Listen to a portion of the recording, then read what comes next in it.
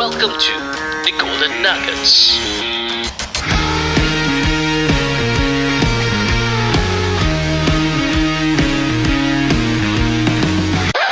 Hey guys, welcome back to another episode of the Golden Nuggets podcast, 2024 edition. This is episode 2? Yes, episode 2. My name is Hanafi, and of course with me I have Amir. Yo, what's up guys? I'm Amir. Is it? Yeah. Kamera dia lambat sikit lah. Okay, and for today, right, our guest is a very special guest that we actually met during the super conference of Ustaz Mizi's Museum Super Conference, and he shared like a few interesting stuff. Serial business entrepreneur, right? Am I right to say that? None other than Mustaffa Kamal. Hello. Assalamualaikum. Waalaikumsalam. Yeah. Sorry, don't mind, can... Yeah, shall I put it higher? Tilt the... Yeah. Okay, There you go. Okay. Yep, yes, that's better. Okay. Thank you for having me here today. Yes, and thank you for being here. And thank you for taking time off your busy schedule. I know it can get very busy, especially for you, especially in the beginning of the year. Yeah. So today we just want to know you a bit better, so that our listeners, they can actually be inspired by your story. I also need some inspiration myself. Okay. Can it be a two-way thing then? Yes, sure, definitely. Okay, come, let's go. Okay, so Mus, you are the co-founder and CEO of the Black Hole Group, That's right? And right now your company is, I think they have 14 restaurants under your company? At the moment, operational, yes, we have 14. 14. And when did the Black Hole Group started? So, the Black Hole Group itself as a company, it started just a few years ago. If I'm not wrong, 4 or 5 years ago. That is because when I started my first business, which was Shop House, a social hostel, this was December 2012. When we started the second business, which was Working Title Cafe, and then eventually we started after it the Mexican restaurant, and then we had the Mad Sailors. They were all like individual, independent cafes or restaurants and concepts. And then it was after that we decided, hey, we've got like 4 or 5. Why don't we consolidate and centralize the executive functions, the marketing, the HR. Yeah, so that was when Black Hole Group was born. Yeah, but the seeds were already there from 2012. I see. You just mentioned about hostel. Yes. So was that your very first business? The very first one. And how did you get into that? Foolish. How young were you when you started that? Too young. And the follow-up is how foolish. How foolish. How young and how foolish. You cannot be more foolish than I was. But I was 26 at that point in time. But it turned out that foolishness was a strength, because if I had known every single thing that I know now when I was 26, I wouldn't have started a business, because you would have seen all the problems ahead of you and you're like, wow, I'm not gonna get into that. But that foolishness was a form of protection actually, and because of that foolishness, right, I was enthusiastic and zealous about like, yeah, we can do it. So there was a sense of don't need to worry about the 1,000 steps ahead. It's fine.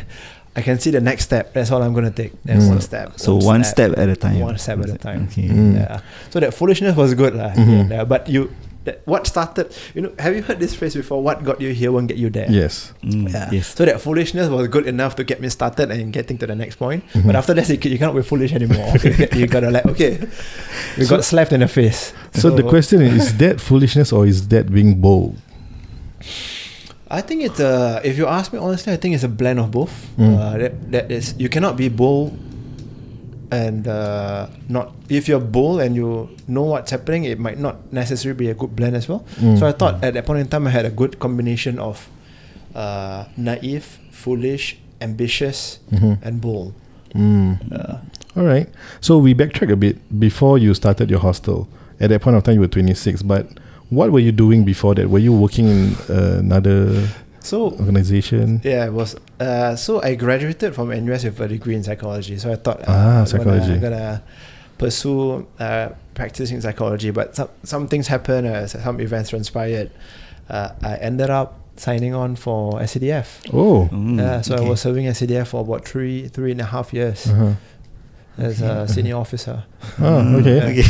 So- were you all from SDF as well? No. Oh, no. Okay. Army. Semua army. Soldier All of us, boy. eh? Yes, Soldier all boy. Yeah.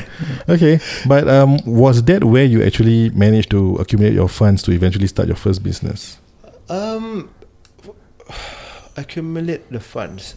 I think more important than the funds were the lessons that I've learned from SDF. Because as a young person working in a government organization, I mean, how much can you earn, right? Like, you earn just enough to be comfortable, Yes. and to set the foundations of life, buy a car, buy a house, that sort of thing. But the savings were not substantial. But what I saved up was the knowledge on how to run an organization. So in my 3.5 years in SDF, right, I was lucky enough to be posted to 5 different places. I was at Jurong Island Fire Station. I was at 1st Division Ops. I was a Rota Commander at Central Fire Station. Wow. Okay. I was a senior officer. I was executive officer in Service Excellence Department, and then the Strategic Planning Department. So I was exposed to quite a myriad of job scopes and different styles of leadership, and different systems and processes of how to run a large organization. And the funny thing is, I used to be frustrated at the bureaucracies of how a bigger organization, regimental organization runs. But now when I run my own organization and grow it, I see the benefits, the benefits of why certain structures and systems and processes are important. And This podcast is sponsored by Vital Signs First Aid Training Centre. Introducing Vital Signs First Aid Training Center, your ultimate destination for workplace safety excellence. Our CPR AED training are absolutely essential. Imagine having a confident and well-prepared workforce at your disposal. A workplace where every single employee knows exactly how to respond in a crisis situation. You can create this kind of workplace with our hands-on training sessions. Our courses are designed to be not just informative, but enjoyable and unforgettable. Schedule a CPR and AED training session with us today, and you'll even enjoy an exclusive discount for early bookings. Don't wait. WhatsApp First Aid to 874-84007 to secure your spot. At Vital Signs, your workplace safety is our top priority. Join us in making your workplace safer and more prepared than ever before. Nuggets, back to the episode. Okay. We see a lot of retired officers. Eventually, they say being parachuted to bigger organizations and being the head of command of all these organizations. What is it perhaps in being an officer that helps this individual be able to lead a big group of organization? I cannot say for today or for the future, but traditionally speaking, the larger organizations in Singapore, before more private companies came into Singapore, were government organizations such as the army and the police force. So in the army and the police force, the leaders are organizing perhaps tens or thousands of men, there's no other organization in Singapore that manage that sheer number of people. So you've got some sort of leadership capabilities when you manage this kind of organization where the risks are not just profit and loss, but perhaps you can talk about lives. You're talking about national security, you're talking about national safety. So there are some elements of leadership that is important in running an organization, running a private organization as well. But moving forward, I also question whether there's relevance or not, because even though they are better at managing larger bureaucratic organizations, but do they have that mindset and mentality to be nimble and to be dynamic in decision making? Or are they, over 20 years of being in government service, have they harden their thought processes such that certain things must only be done a certain way? They've lost that sense of dynamism.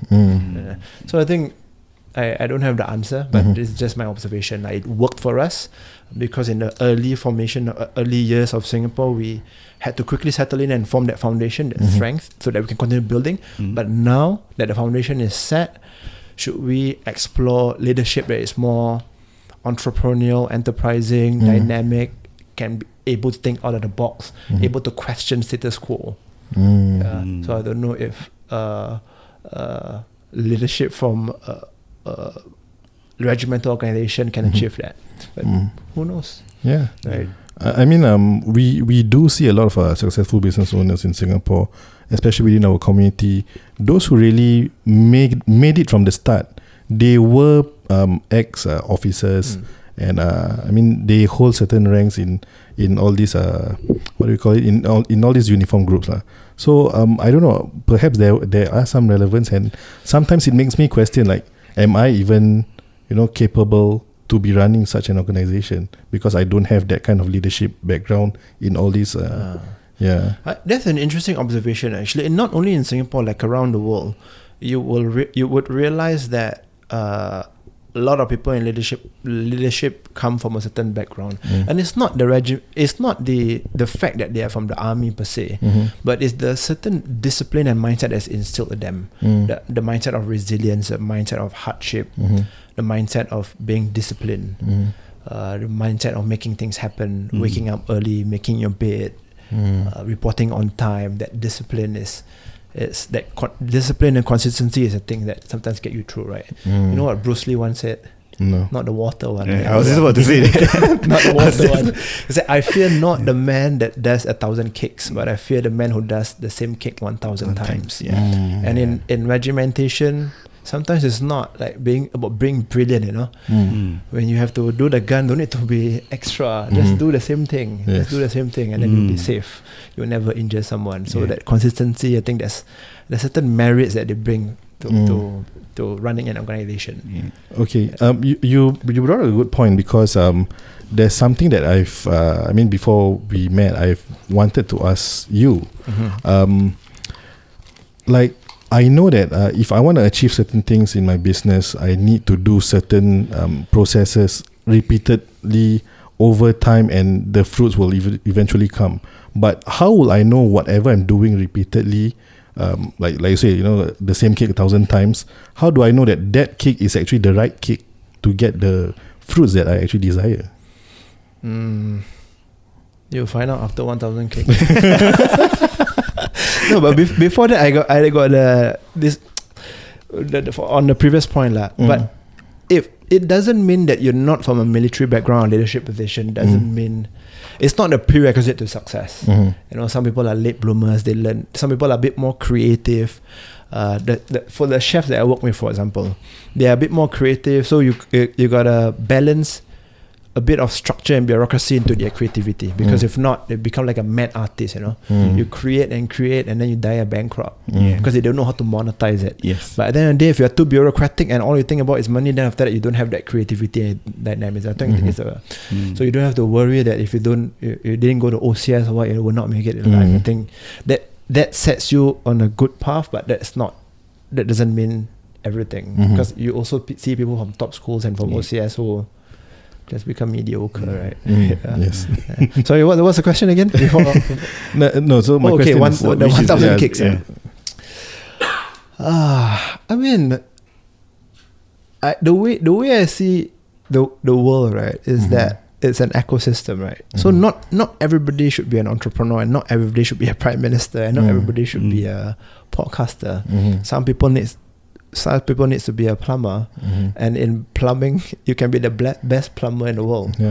Some people do what's the thing, the recent thing where you do the dodgy stuff, scam. No never mind.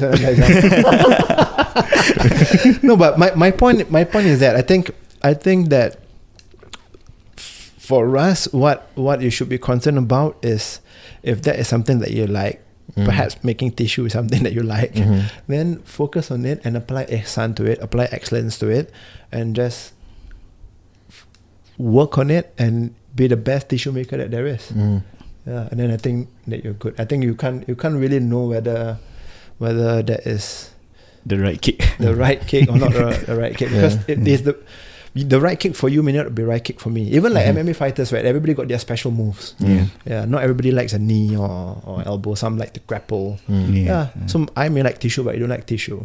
My dad was doing at one point doing telecommunication, so he was doing the wiring for internet and whatnot, right?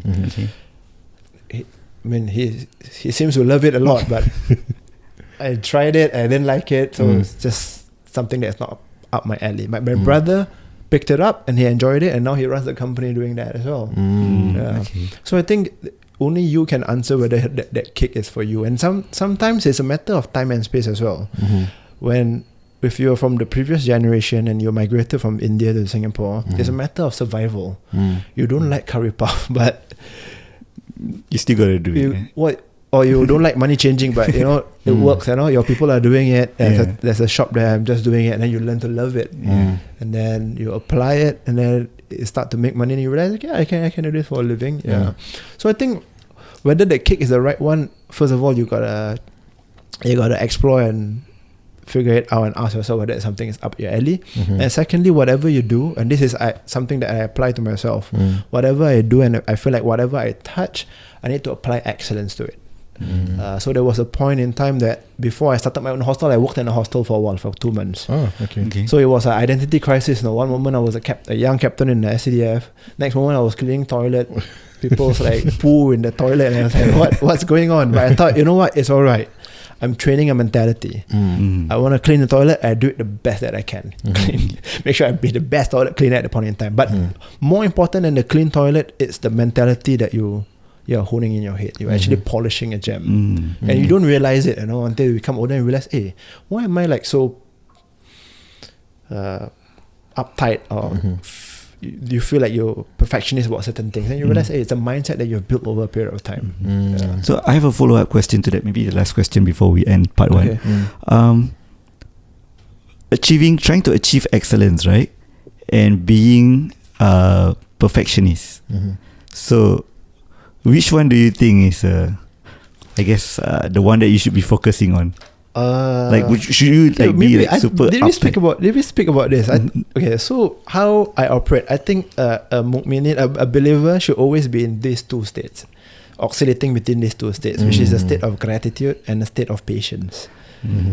So you should always strive and look forward and strive for excellence. You should strive for it, but excellence is not A. So for some people, it's a C. Because I'm taking care of a kid, I got this and that and that, but I still got school. So C is my excellence. That's my excellence. But you should strive for it. The thing is not the A. It's not the 100%. It's not the $1 million. It's not that. It's the striving for it. And then if you achieve it, you don't go out of the barrier of gratitude. So you should be like, okay, it's not from me, it's from him. I'm grateful to be in this position to be achieving the excellence. If you fail, then you go into a state of patience, because in that there is a lesson for you to learn. There's a hikmah for you to learn.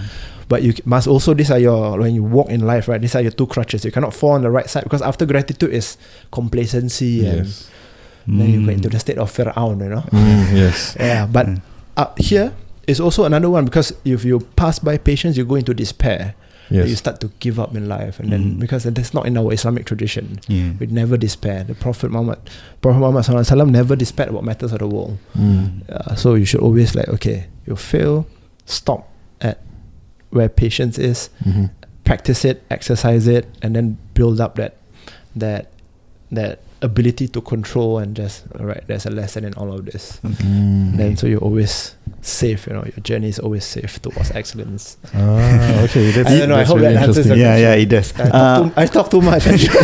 No, you know why it feels very recent? Because you actually mentioned this at the super conference. I thought somebody asked that question and I spoke about it, but not on the stage, but on the side. Oh, is it? It's on the side. But I'm glad that you actually brought it up again, because this is like a reminder for me, and because they were both not there when we spoke. So this is probably the first time Nazreen and Amir probably heard of it. And it's a reminder for me as well. I don't know whether I love quotes. They said that somebody said to teach is to learn twice.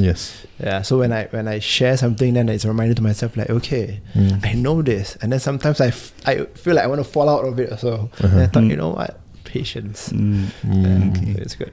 Thank you so much for the reminder, and I hope you guys who's listening take that as your reminder as well. And for now, I guess we just end this part 1 and see you guys in part 2.